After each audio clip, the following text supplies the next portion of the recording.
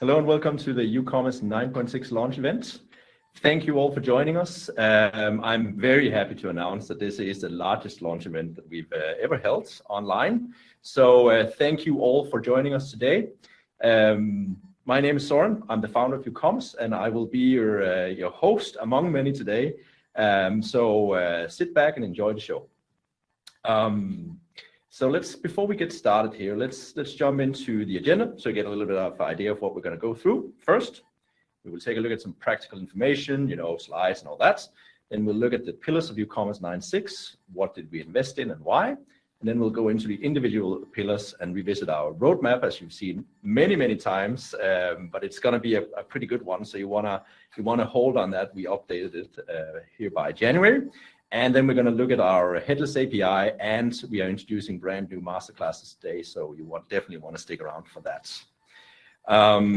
Good. So one other thing that's new is that we are joined today by two special guests.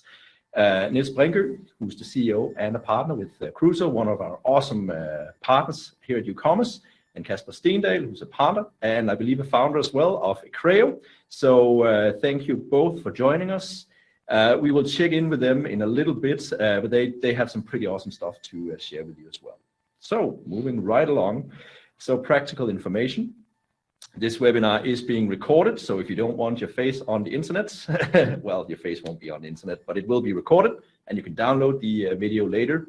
It will be on YouTube. The slides will be available as well, including roadmaps and all that good stuff. There's a little chat that you want to look at. If you turn your attention to the right-hand side of your screen, you'll see two speech bubbles in which you can ask questions. And just to make sure that that it works, we have a little ritual here at Ucommerce for introducing ourselves so we know that you know where to find it. So I'm going to start out by introducing where I live and a little bit about where that is. And I hope you will do the same so you can show us the chat is working. So as you know, my name is Søren. And I live in a small city here in Denmark called Silkeborg. It's roughly 40 minutes away from Aarhus, where we are right now. And it's a nice city that's situated amongst forests and lakes and things like that. It's a really good place to run and mountain bike and all that. So please take a moment to say hello to everybody in chat, where you're from, which city, which country. And, if you want to add a little more personal detail, feel free. So go right ahead and use those two speech bubbles over there to the right. Name, city, and country. While you do that, I will proceed with the slides here. You can also ask questions there as we go. We have a couple of moderators standing by, looking at the questions and passing them on to us, so we can make sure and give you some good answers on everything you're seeing today. Now, what are we taking a look at today? Well, we wanted to make sure that we touch on 4 key points today. So, first point. We've invested in building new capabilities in Ucommerce to more easily enable you to manage orders. Why did we do it? What is it? But that's one of the key capabilities of 9.6. How can you build modern e-commerce solutions with Ucommerce and 9.6? Where are we going with Ucommerce 10? And beyond that is quite the interesting cloud journey we're going to take you on there. So stay tuned for that. And then finally, we will be joined by Morten, who is head of solutions, to talk about how you can become a Ucommerce master developer. So with all that out of the way, let's jump right into Ucommerce 9.6, which we are releasing today. We are releasing it in waves. The first version is up, I believe, or it will be very shortly after the webinar, so you can start to play around with it, and we'll release for subsequent CMSs this week as well. So 9.6, there is a very, very important part of 9.6 that I'm going to start with, and that is the fact that 9.6 will be the last one before we move to .NET 5 and 6, what was previously known as .NET Core. It means that Ucommerce 9.6 is a long-term support version. It means that we will offer up bug fixes and security fixes for the next 2 years after release, so after today. There will be a major shift with Ucommerce 10 to .NET 5, to the more modern .NET stack, which of course means that there will be a migration situation there as you move from one version to the next. But more on that when we get ready to launch Ucommerce 10, so just so you know that it's there.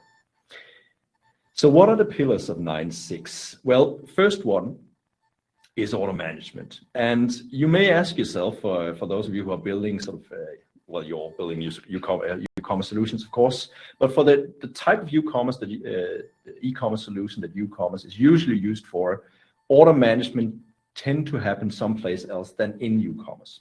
So why did we invest in order management? Well, it turns out that having tools available for merchants and developers and partners to tap into orders and see, reference key information within orders, quite significant capability to have. So the focus that our UX research told us we needed was one where it's easy to find orders, look them up, reference them, search and filter, all that good stuff. So the bulk of our investment is here, and of course bringing the Orders app into the new modern stack that you've been seeing for a few releases now. So stay tuned for that. It's going to be it's quite nice, if I do say so myself. The second pillar is, of course, Headless, which is the first step in our cloud journey that we'll lay out for you in a little bit, so you have a good sense of where we are right now and where we're headed with that. The cloud journey is super important to Ucommerce. We're transforming the company into something new, and Headless is the first step we're going to take there. We'll dive into that in a little bit. But first, let's dive into the new Orders app, that is focused on search, filter, and order management. And to do that, I'd like to visit on the virtual stage Lukas Vaclavek, who is a developer here at Ucommerce, who will take us through the Orders app and a little surprise and a demo. So over to you, Lukas. Hello and welcome. My name is Lukas Vaclavek, and I'm a software engineer here at Ucommerce. Today, we will take a look into what's happening in Project Kondo. So what is new in Project Kondo? Here, we have a bit of a progress so far. So far, we have transformed from the old web forms into the new Vue.js views, dashboards, catalogs, products, stores, and marketing. And now, as a 9.6 release, we are releasing also Orders app. So let's take a look how Orders app used to look like. Here is a screenshot from Ucommerce 9.5.2. And here, for the comparison, is a screenshot from Ucommerce 9.6.0. You may notice similarities in the two, which is on purpose because we are aiming to keep the functionality while making the experience much better. So now I will share my screen and show you the two versions. So here we are right now in Ucommerce 9.5.2, and here is our old Orders app. As you can see, you probably know this list, and as you can see, we have change order status, add order, search, filters.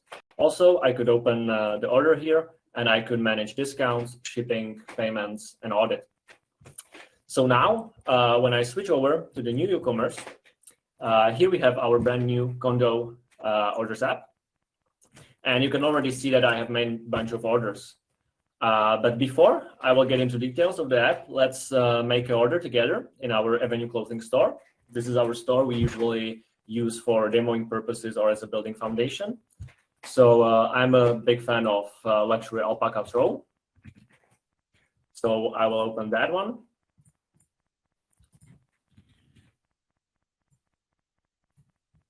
And here I have my alpaca throw. I will add it to the basket, and I will proceed to do the checkout. So I have a bunch of pre-filled information here. That's not important, but it's a shipping information. And since I'm using the same shipping and billing, I don't have to fill the rest. And now I will confirm the order and complete it. So now, as you can see here, I can see that I've placed my order. And when I switch back to the Orders app, my new order is here at the top. It's important to note that we are putting the newest orders at the top, so you always know where to find the latest ones. So here in the list, we have a search capability. So if I want to see my own orders, I can write my name, and I can see only the orders that I have placed myself. Also, I can filter by time frame. So let's say I want to see orders from the past 7 days.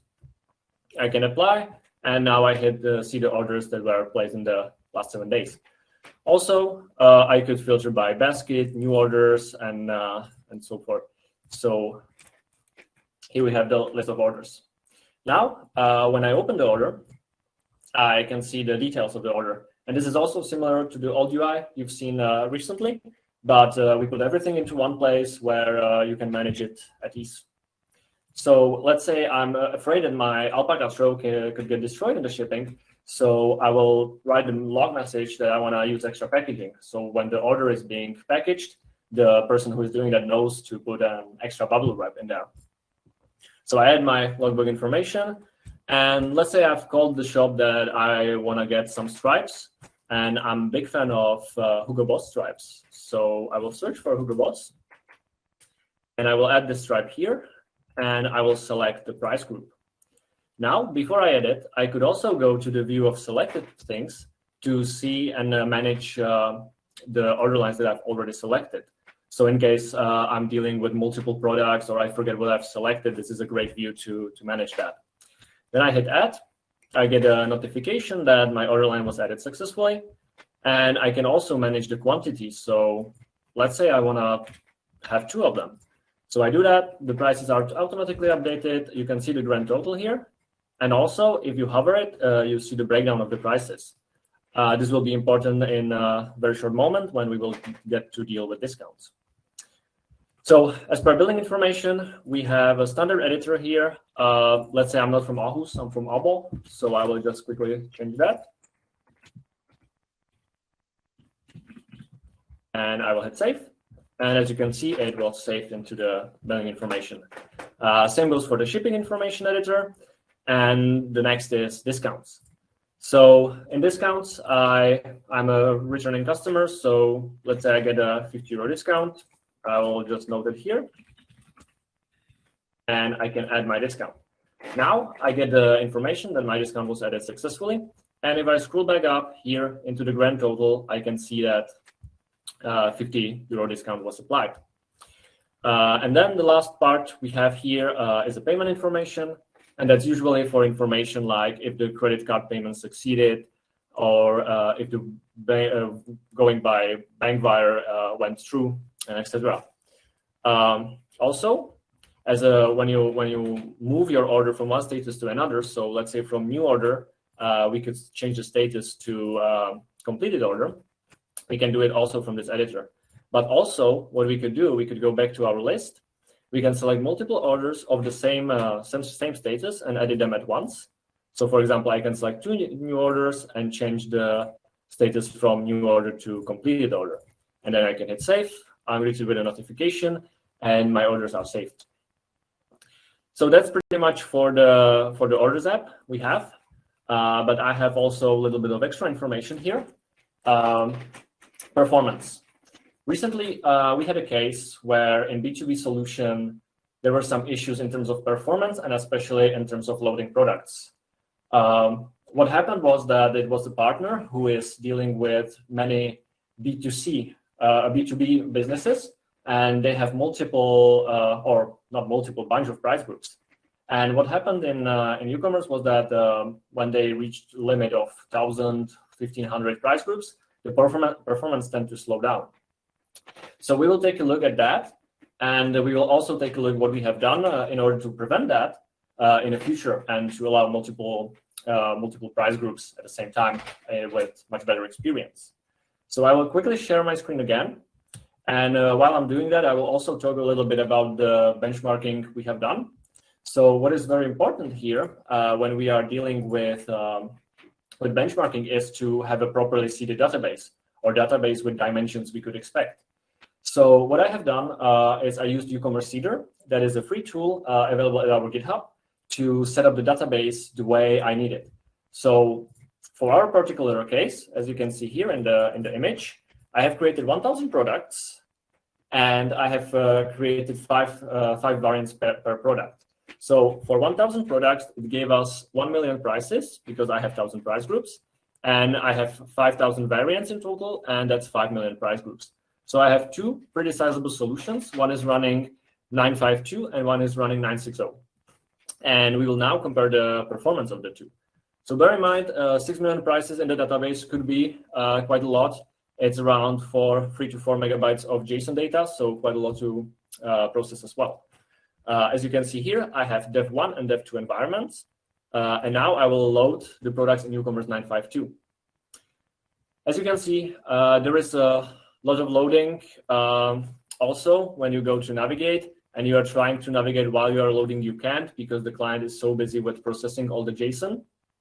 And in general, the performance is quite slow. So let's go to Ucommerce 9.6 and let's try to load products here. As you can see, I've loaded the products almost instantly. Also, when I go to navigate and I navigate through the categories, nothing is frozen. The list could be loading, but I can still navigate through the categories. So no stutters, no lag.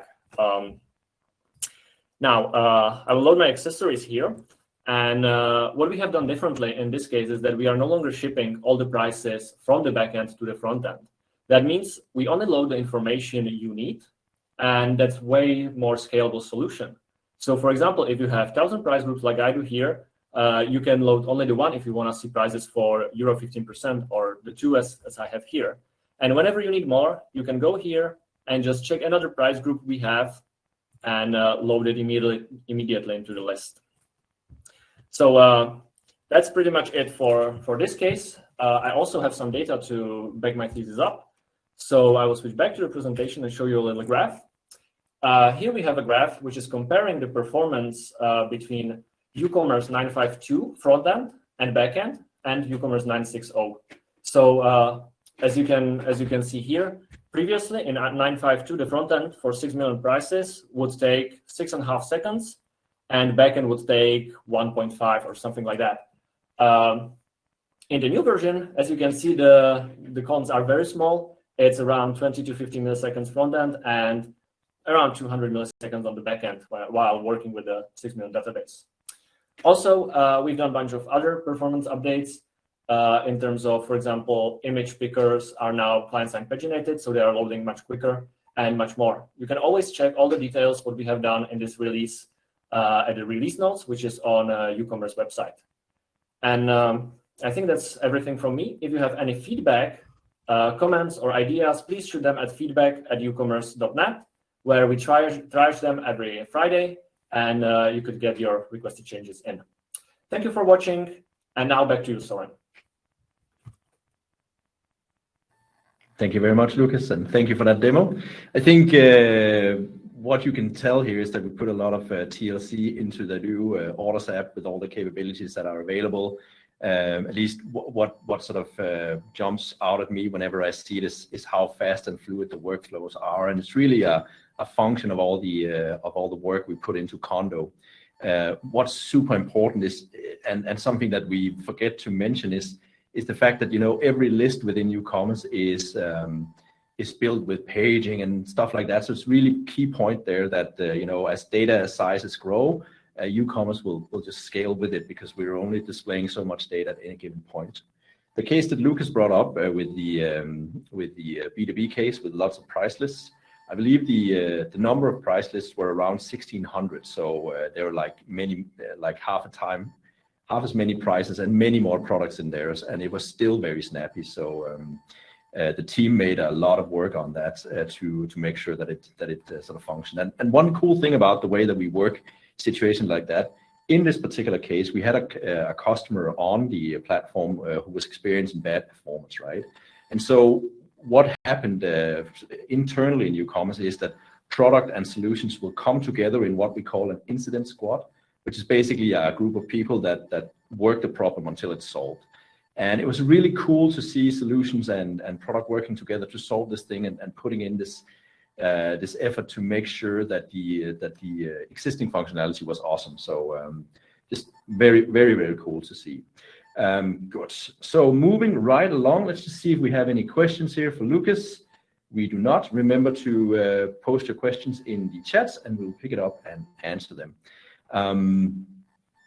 I have a question for you, Casper. I know it's a little early, so but I was just curious because in the research that we did with the Orders app there, we found that a lot of customers are not actually doing order management within Ucommerce, but in a dedicated order management system or in an ERP system. So Casper, in your experience, the type of solutions that you build at Ecreo, what do you see there? Is it more prevalent that you have order management within Ucommerce or not?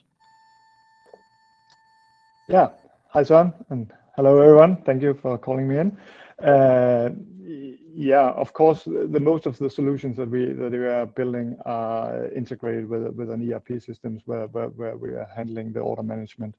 But of course, a part of having a decoupled or composable solution is actually that you can see and monitor every part of the solution in each step that the order takes. So in that way, the order management inside Ucommerce becomes essential, because that's where you can see how are the orders going, or are the orders sent through to the ERP, or what are the status of each order. And of course, one of the main purposes that we are using Ucommerce for is the card and all the marketing stuff. And all the marketing stuff is also a part of the order management, you can say. So it's become very essential for us that those parts are working perfectly, and also the performance that we are looking into here is very, very, very nice to see. Excellent, thank you, Casper. And one other thing is the sort of a few hidden features that we added in there for convenience for developers. So as a partner's working with this, it's a diagnostic tool, and so it's possible to search for an order GUID in there, for example, because you will pass these order GUIDs around in URLs and things like that. So if you have to look up an order real quick, you just copy that order GUID, stick it in search, and there it is. And the same thing for when you're integrating Ucommerce with a payment gateway, like whatever payment gateway you might be using.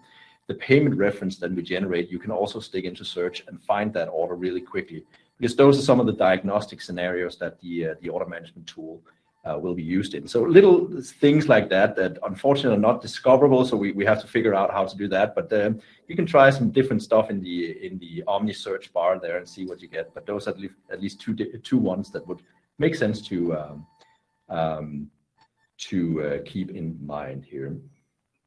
Alrighty, so moving right along to a little bit of roadmap. We will take a look at I see there's a question on Sitecore and Ucommerce 10, so I think we can address that at the end of the roadmap portion here. But I wanted to talk a little bit about the roadmap, where we're going here in the middle of the thing. And the reason I want to do that is it's exactly a year since we introduced the new cloud journey for Ucommerce, our intention to move Ucommerce onto a more SaaS-based way of doing things. And today, of course, is the first step in that journey. But let me just remind you the mission that we set out on 1 year ago. So there's actually a lot of stuff compressed into these statements here. So I'm just going to go through them real quick to give you a sense of what we feel. So the first thing, the words mission critical.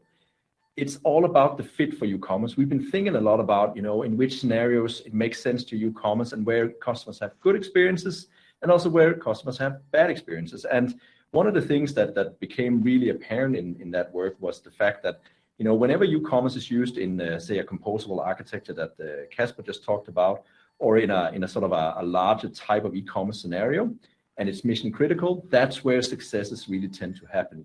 So the mission critical piece there is key, that the customer's working with e-commerce in a strategic and mission critical way.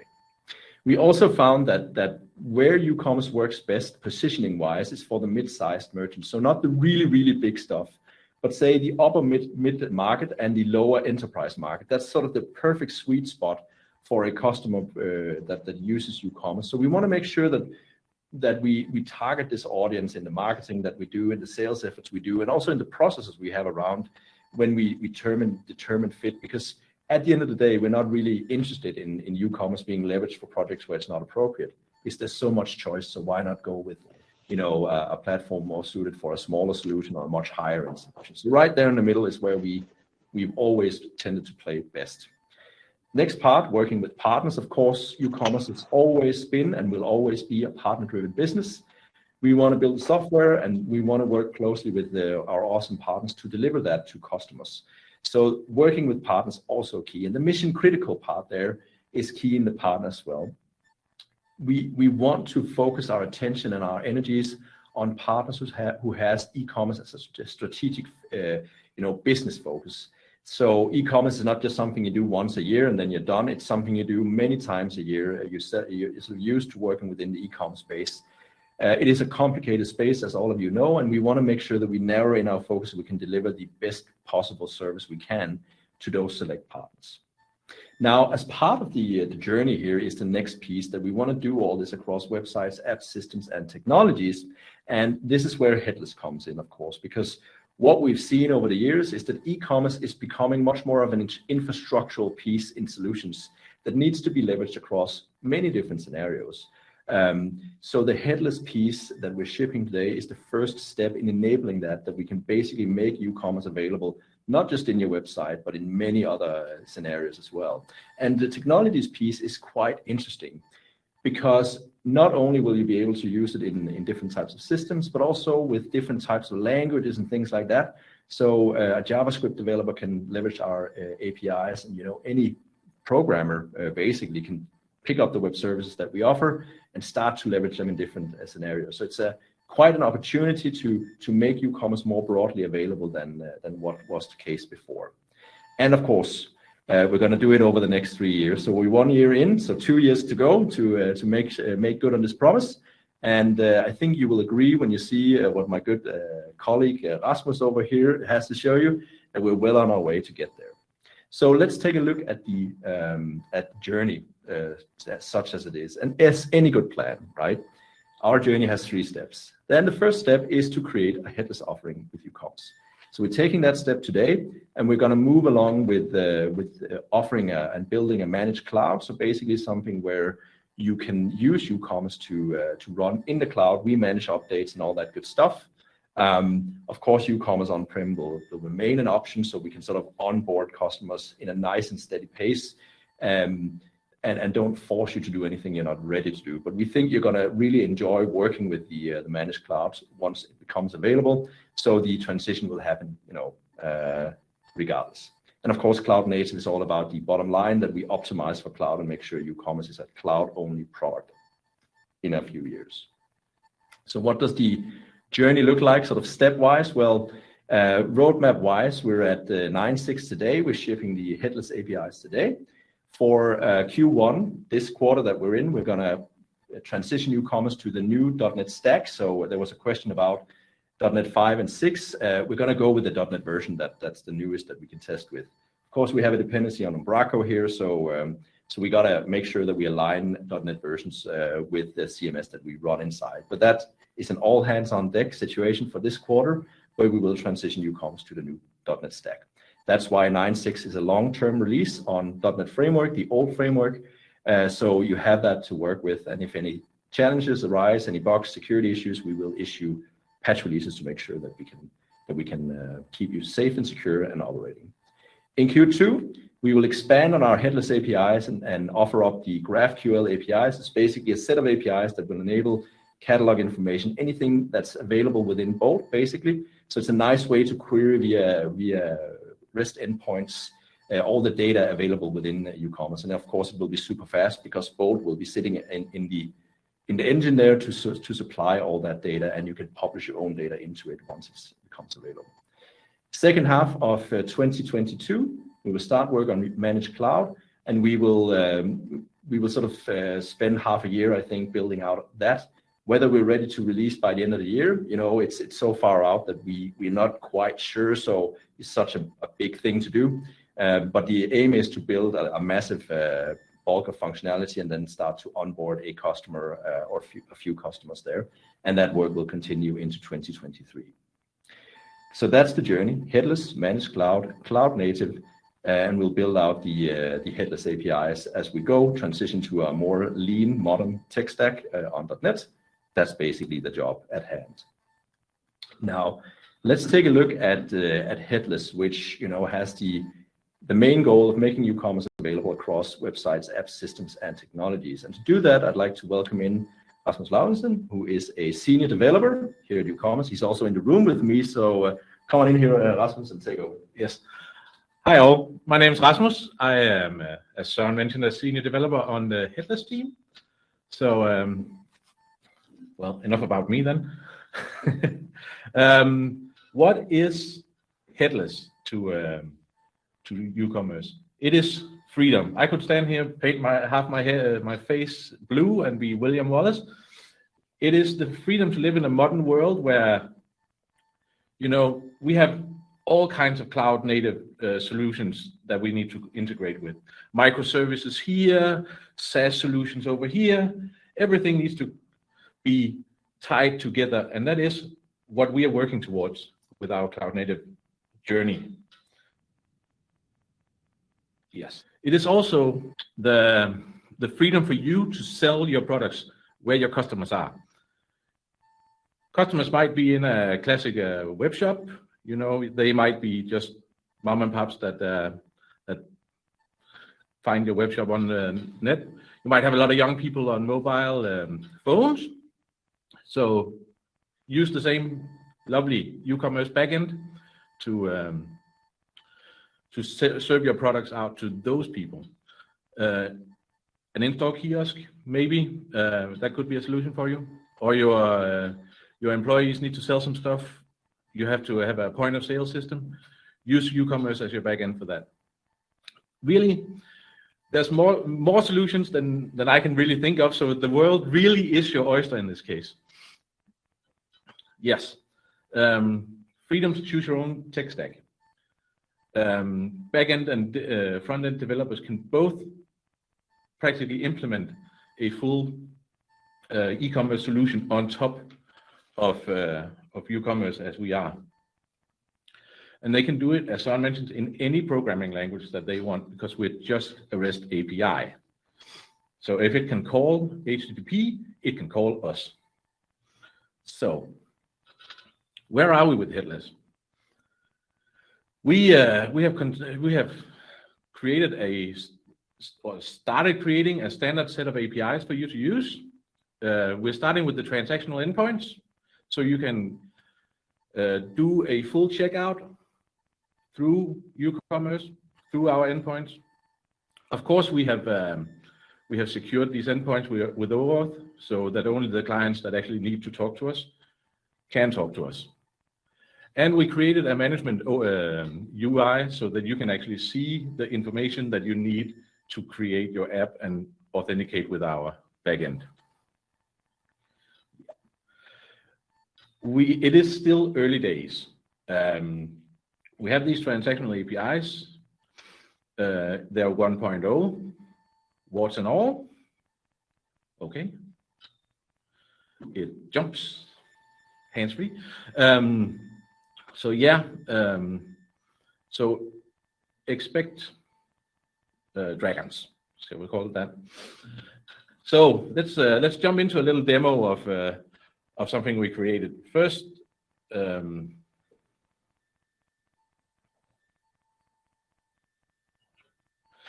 me just find the window for you.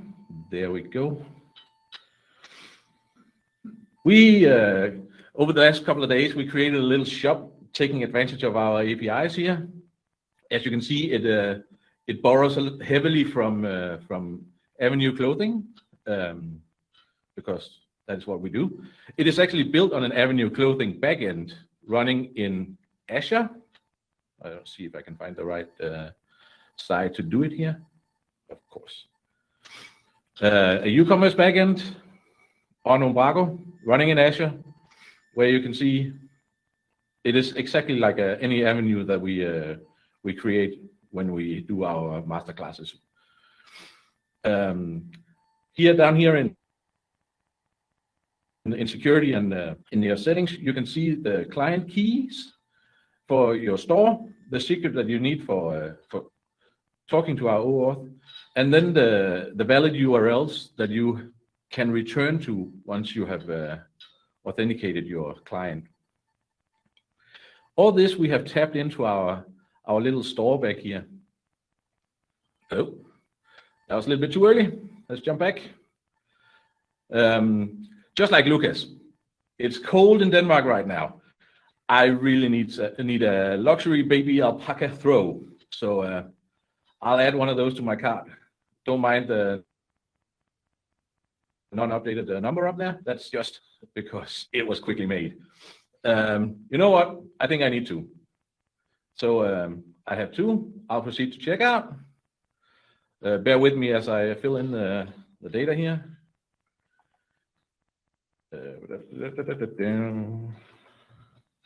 Should I make a TV chef music for you? No,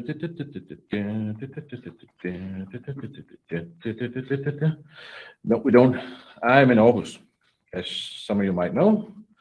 Aarhus is in Denmark. This is all pulled from your backend. So if you have countries available in your backend, you can find them in here. It's pulled out via an API that is part of our transactional API. So I am going to postal code 8000 and shipping method. Now that I've decided on the country, I actually know which shipping methods are available in my country. So I chose Express because I feel like it. My payment method, I want an invoice. I don't feel like paying right away, so invoice it is. And I pay. And order has come through. And if we go over into the orders, it should be showing as my new test 5 order here of $2.99. Awesome. Let's change back to the presentation. Yep. Presentation, that's it. Yeah. Okay, that was the demo.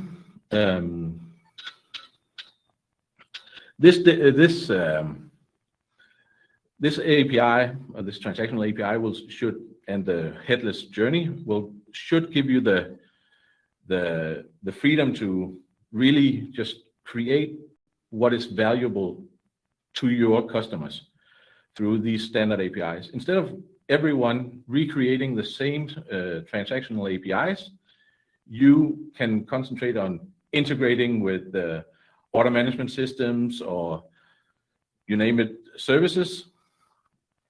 The OAuth will make it secure, and our management UI will help you find the data that you need to actually implement your website. Where are we not yet? As Søren mentioned, we are in a future quarter. We will have a GraphQL built on both. I see that in my slides that it's quarter 2. So, and some of you might wonder, what about split payments or split shipments? Those are also coming in a future release. So we have a dream. We have a dream that you can build your Ucommerce solutions on any tech stack that you like. You can build it in any programming language. Use any CMS that you want for your content. Run it on any cloud provider and on any server OS. This will be done through this coming transition of us going through first Ucommerce 10 into the .NET 5 Plus world. I think we'll be implementing on .NET 6, but it should be compatible with .NET 5. GraphQL for both, so that you can get all the data out you want, the products, the discounts, whatever you need to get out, get it through GraphQL. Then we also want to bring content and commerce, which is our bread and butter, into more CMSs through our slim cloud integration mode, where we don't live inside the CMS the same way that we do now, but we integrate as a third party.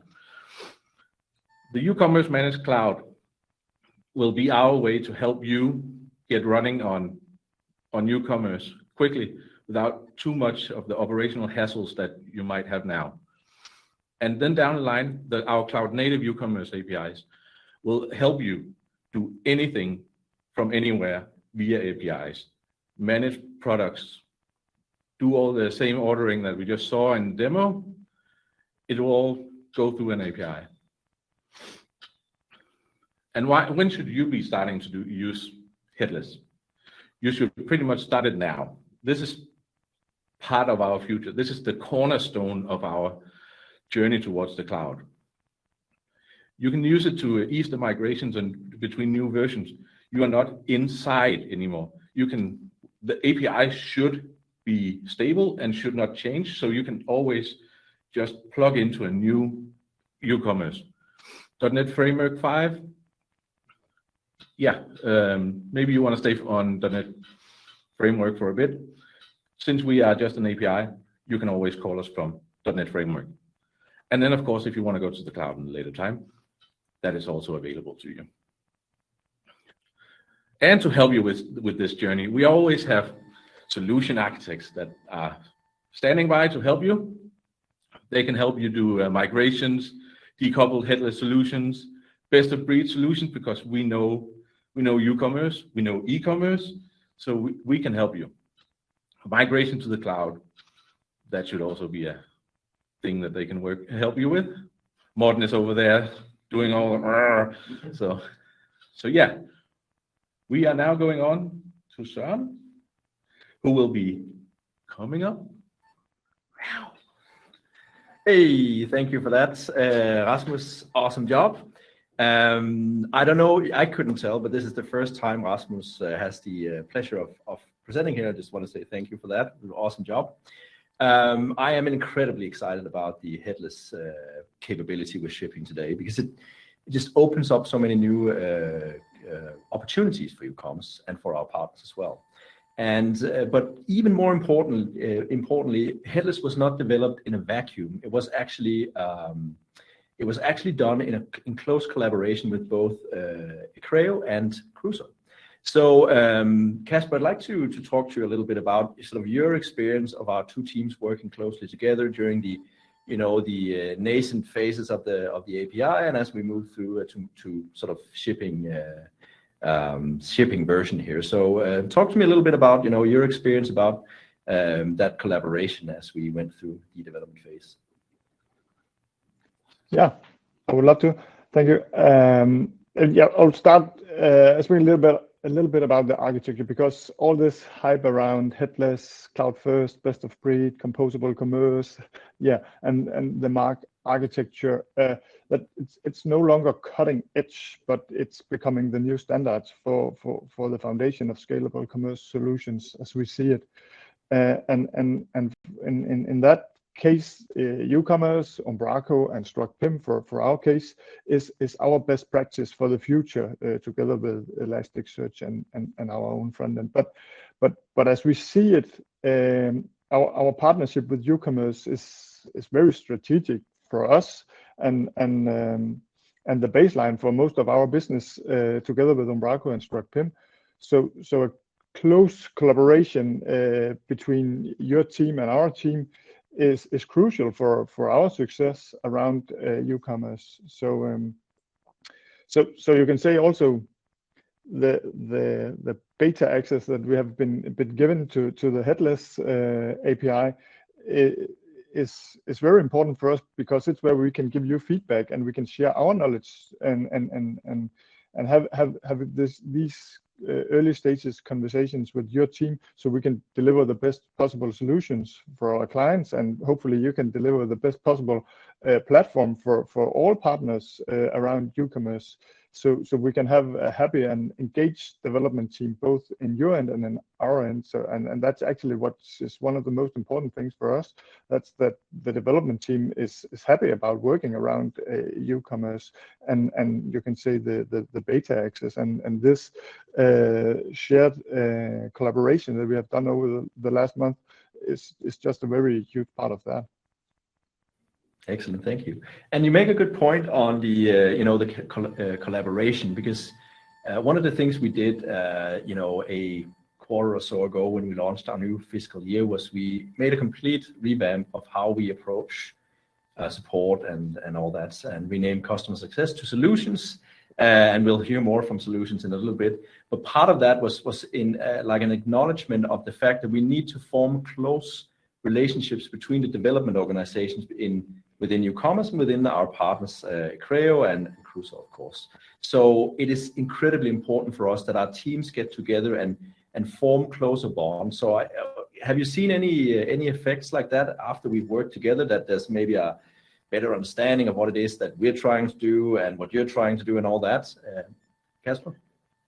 Yeah, absolutely. You can say you have this masterclass concept that to be honest, we were a little scared at the first, because developers, they hate to use their time on something that doesn't make sense for them. But of course they love to work smarter, and that was the masterclass actually is about. We had the pleasure of a whole day with Mads Due and Mads Larsen at our office, which was very valuable for our team. And it was some kind of a hybrid where some of our people was working from office and some was working from home, but all was working together with the same approach. And it was not a masterclass standard thing that we were doing together. It was more tailored for our current situation and very hands-on, where we could work with the new stuff and we could work around a project that we have ongoing around this headless approach. So it would become very practical very quickly. And your guys was very quickly at finding out where were they making the most value out of the time. Because we have developers who have worked with Ucommerce for several years, and for them there was no need for all the basic stuff, but all around the new headless API was of course very interesting and was very valuable that we could have this dialogue. So the developers have this connection and relationship, so they could talk both on the day where you were here, but also afterwards. And that's very essential for the success going forward. Excellent, thank you. Awesome to hear that it is working. So the mandate of solutions is basically to create developer love between Ucommerce and our partners. And so I think we achieved that. It sounds like we did at least. So thank you for that. I'd like to bring Niels from Kruso into the mix here, and possibly the coolest backdrop ever as well. So I think we should just switch the camera over to Niels so we can see him and his backdrop while I continue to look at that. Right? He's in his woodworking shop. How cool is that? Does it say remember Brella? No. So one of the things that I wanted to ask you, Niels, is headless and the role that it plays for Kruso in the solutions that you do. Is every solution that you build, is it a headless best of breed kind of situation, or is it something you apply sometimes depending on the type of solution a customer needs? First of all, thank you for having me here. We apply headless where it makes sense. More and more solutions we see it makes sense on. There are, I think we spoke about it before in other contexts, the thing that depends on the client's digital maturity and the way that they perceive a website and how they want to evolve it. Where do they want to go? If they just want a simple web shop, then fine, we don't do headless, we don't spin up all this stuff. But if they have dreams and they have plans to go ahead, then we always suggest going for the headless approach. We have other vendors as well where we do headless, and it's a natural step to bring Ucommerce that way as well. We're looking really much forward to it, and we're building the first solution now with you, so it's getting there. Excellent, thank you.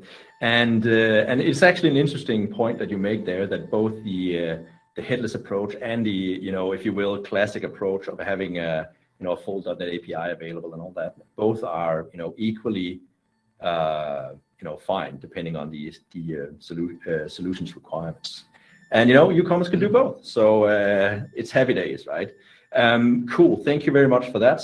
One of the cool things that I just wanted to underline as well from Rasmus' demo is the fact that the way that demo was built, albeit fast and sort of very quickly done, is the fact that it was running outside of it was a completely separate website. It was just bringing stuff in from a separate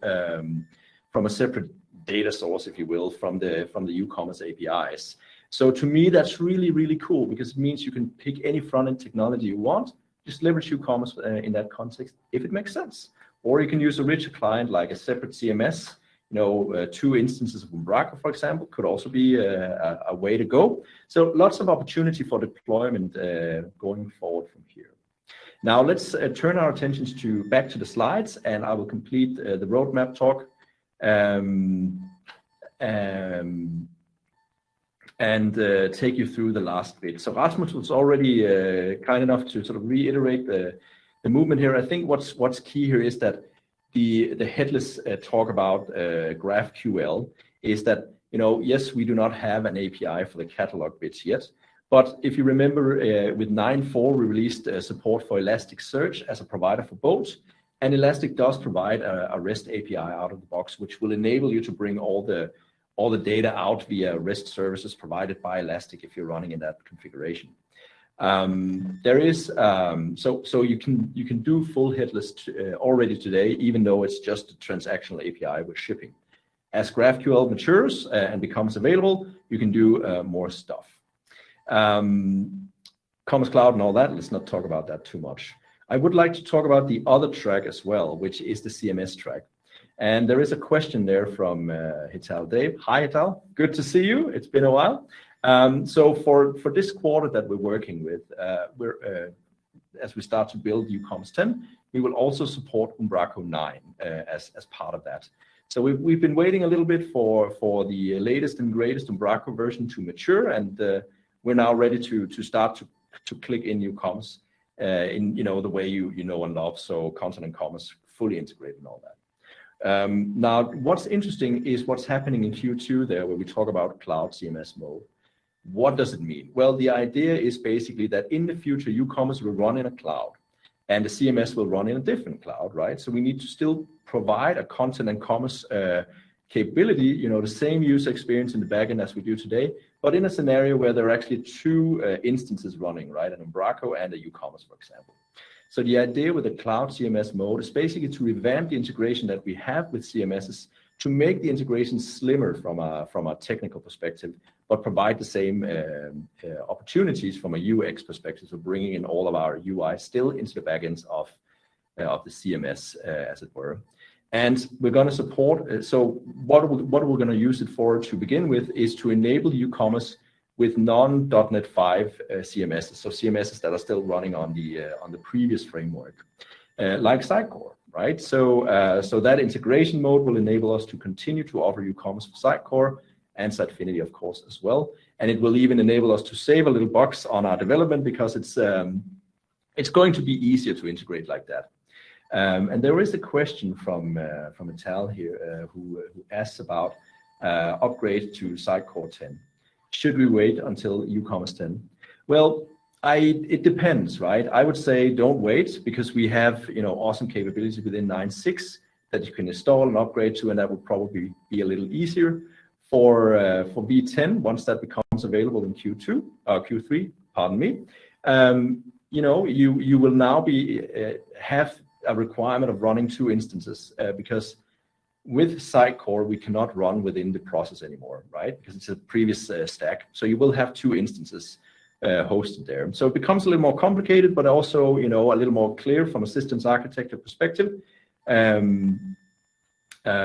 Just because, two different tech stacks. There's no way around it if we want to continue to support this.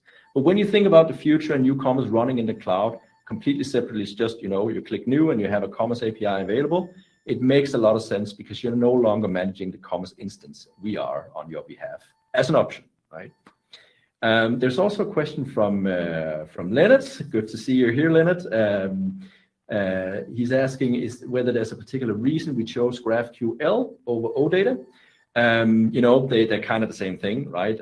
GraphQL was chosen because it's kind of the standard for the Mac Alliance. So we want to sort of play within that ecosystem a little more closely. So GraphQL was the thing. But again, we can always, if we hear good reasons for OData, one or the other. What we want to provide is really universal access to data via web service API. OData does that. GraphQL does that. It's like, which preference do we have? Good. So that is the roadmap from a cloud journey perspective. Next up is the Kondo track. So we're releasing the apps, order apps today. And for Q1, the current quarter, we're going to focus on extensibility within Kondo. So we will start to be able to roll out new property editors within Ucommerce. So you can sort of start to edit the little microdata on products and elsewhere. One of the cool things about Kondo is that everything is built on the same principle. So when we enable extensibility, it will be enabled throughout. So it's very, very cool. We'll also offer the first version of the settings app. In Q2, we're going to work on the full settings app, and it's actually a major project, Kondo 2. So the idea here is that we will transition Kondo into a more data-driven approach than what it has been. We want to make sure that UIs are even more configurable than before and more unified than before. So the idea, the vision for Kondo 2 is basically you should be able to create a new definition of any type, basically, and have a UI available to run. Settings is an interesting area to start because it's not mission critical, so it won't sort of screw you up too badly if it doesn't work well. And settings is also interesting from a data perspective because it's very different data, but it's a little simpler than a catalog set, for example. So we can sort of start out easy and then move into the more complex stuff. But really, you know, at the end of the day, once Kondo 2 is in place, every setting within Ucommerce will be definition driven. So you can create a new setting from scratch and have a UI to edit it. So really excited about it. It's one of my babies from a long time ago. I think Morten will nod to that. He actually built an early prototype of that was called Project Logs, for those of you who've been around for a long time. So we're going to make it happen this time. Kondo 2 will continue as we go. We have a dedicated front-end team now, so we're building that out to become more proficient as we go. So that is the roadmap. Of course, it becomes a little more fuzzy the farther out we move, but that's sort of the gist of it. Good. Let's see if there are any questions for that particular piece. There is not.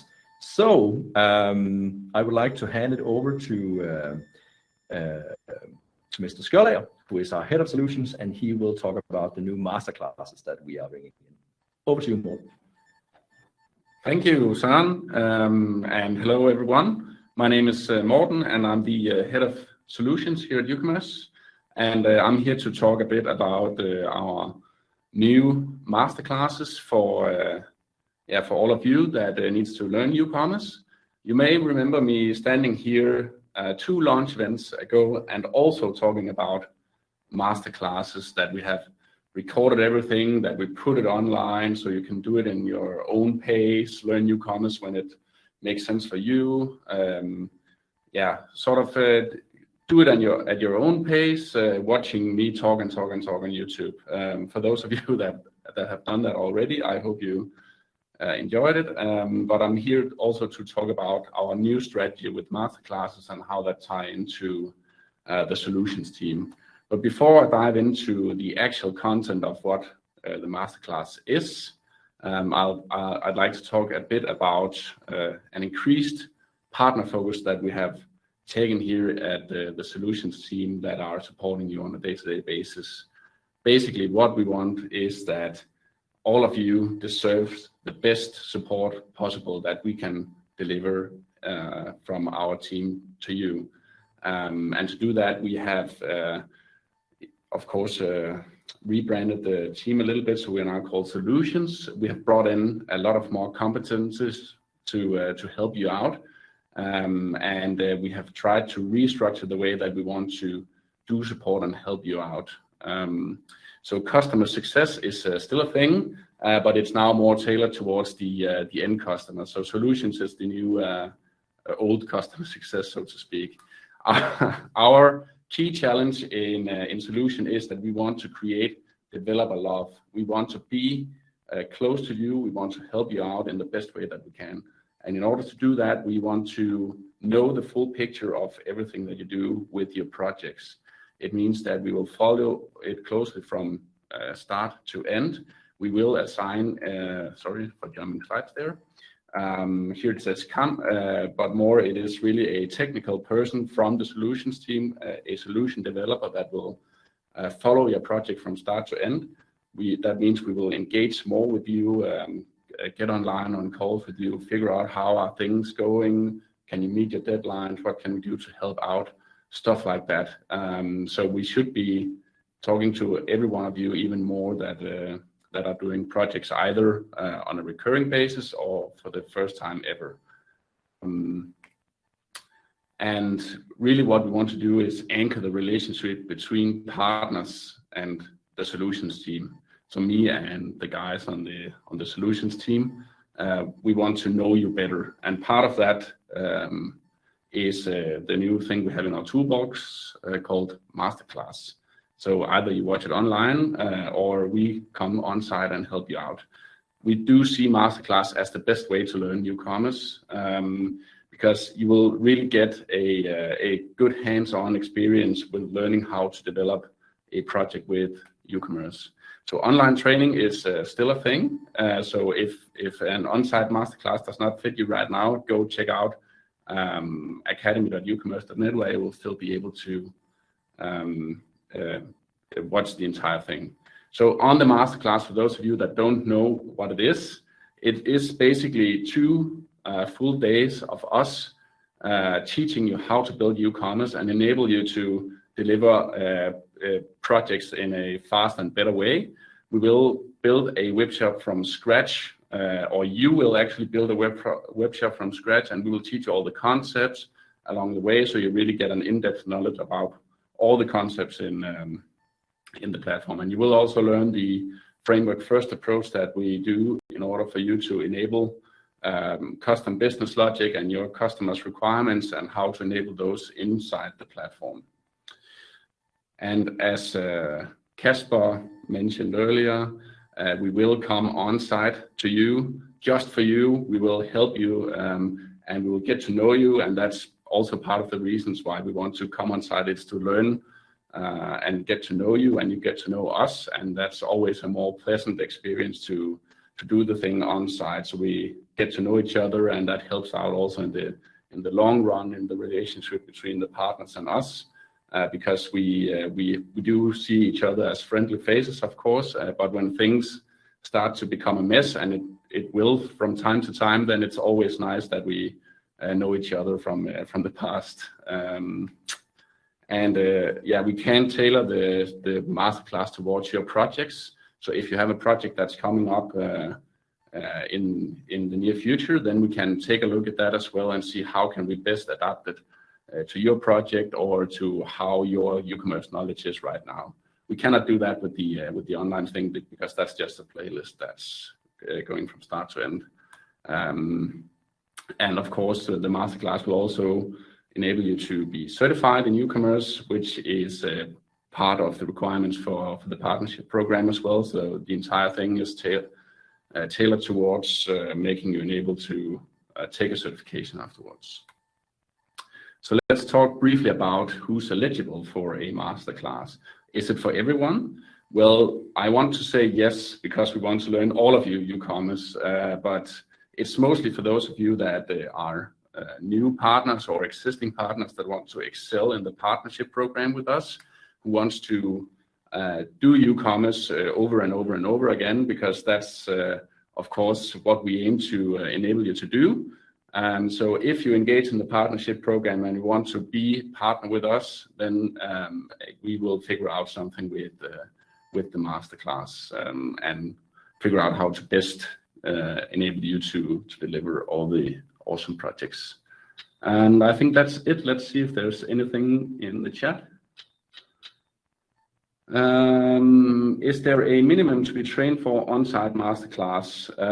Well, of course, we want to teach as many as possible. We are tomorrow we will do a masterclass where there's 2 developers present. So it depends a little bit about the context as well, but I don't want to say that there is a minimum, but let's see what makes sense for you. We can always figure out something to make it nice for all of us. Yeah, I think that's it. Unless anything else comes up, back to you, Søren. Thank you very much, Morten. Good job. And I can tell you that you are in great hands with Morten and his team. Morten has personally, and I want to emphasize this, personally trained over 200 developers using the old material we had. So he is very, very proficient at this stuff, and you will enjoy the masterclass from him or his team. One of the things that we know is a challenge is taking developers out of a production cycle, right? For a partner, we know that if you take a team of 5 or 6 or 8 people out of your production pipeline, it's very costly, right? Because each of those developers do represent a billable foundation, right? Which you can't basically build. So we wanted to make sure that we don't impose additional costs on you. So the masterclass, and we should probably have made a large slide of this, is free for you to join. We will come to you and we will train the hell out of you. Sorry, the heck out of you. And because at the end of the day, your success is our success, right? So it would be unfair to impose upon you additional fees and charges in addition to the already very costly hourly rates that you're missing out on because you're sitting in a room with us. What we hope will happen, just elaborating a little bit on the the minimum requirement, is that when we come on site, it's easy to jump into a course. And what we've seen happen the few times we've gone is that there were maybe 2 or 3 that were signed up, but we ended up being many more in the room. And one cool thing, which I'd like Niels to talk about, because he's also had the pleasure of having a visit from our team, is you don't have to necessarily be on site. So Niels, you had an opportunity to get a visit from the 2 masses, I believe, from the solutions team. So could you talk a little bit about what the experience was like having those 2 around? Sure. Yeah, we know both of the masses from previous experiences. But yeah, we had teams, we had people sitting in Ukraine and on our office in Copenhagen with Ucommerce, and we also had people in Corona lockdown at home. So the mix actually worked pretty well. I think everyone got a lot of out of it. Sadly, I didn't attend myself, but we had 5 or 6 people at least attend this, and some of them going back and forth because there were client meetings in between, and that was completely fine. So yeah, it actually worked out pretty well from that perspective. Also, with some people being remote, of course, it's nice to meet up personally. Put a face on the people that come from Ucommerce. So when you contact them later on, when you get further in the project and you need to have some kind of technical assistance, you know who they are and you know their faces and you know how they kind of react and what competencies they have. So it just shortens the path from asking for help to getting the help you actually need. That's exactly right. Excellent. And I think we know that we cannot be the largest e-commerce platform out there, right? It's a very saturated space. We know this. However, we're not, because we're not so big, we have an easier time forming close relationships with our partners and super serving each and every partner. And that was part of the whole strategy at the beginning of last year, to narrow in the amount of partners we work with, so we can make sure that we can actually, see each other and know each other. So we're in this together whenever we need to deliver projects together. So hence the reason it's called solutions, because that's what it's all about at the end of the day, right? Solutions, coming up with solutions to challenges. Great. So I hope, Niels, that we were able to develop a love between your team and ours. What do you think? Was it possible? Yeah, I would definitely say so. I think everyone had a really, really good experience and had a good time using learning Ucommerce. Just the things, the takeaways some of the guys had was like, oh, it's actually pretty easy to set this up. Just takes a few minutes. Of course, the headless stuff was very alpha, so it takes longer time, but the basic Ucommerce setup, they were pretty impressed by the time it took from nothing to actually a working webshop. Perfect. Excellent. And I just want to say we did not agree in advance for Niels to say this. He is saying this voluntarily, right? Yes. Always. Right. Good. Thank you very much. Good. So moving right along, I just want to recap some of the key takeaways from the beginning.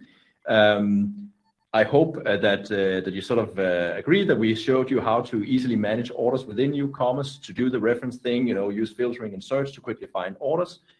You also saw some of the performance optimizations we did to support many price lists, very common for B2B, to see, thousands of price lists in there, and we've optimized for that scenario. You saw Rasmus present how to build modern e-commerce solutions that are available across many channels, many technologies, and it is indeed the first step on our cloud journey there. Then we took a look at what cloud journey actually looks like, the roadmap of Ucommerce 10, .NET 5 and 6. I so want to call it .NET Core because it sounds so cool, but I was told by one of our awesome colleagues, Stefan, that it's actually called .NET 5. So I'm gonna go with it. I'm really excited about that because it's an opportunity to retool Ucommerce on a modern platform that will enable us to get much more bang for the buck out of the the server setups that we have, which will be key for us, of course, in the future as we host Ucommerce ourselves on your behalf. And it will be key for you a little earlier because you are hosting Ucommerce already, and it will be more efficient as we ship on the new version. And then finally, we took a look at how we aim to make you a Ucommerce master developer via our free masterclasses.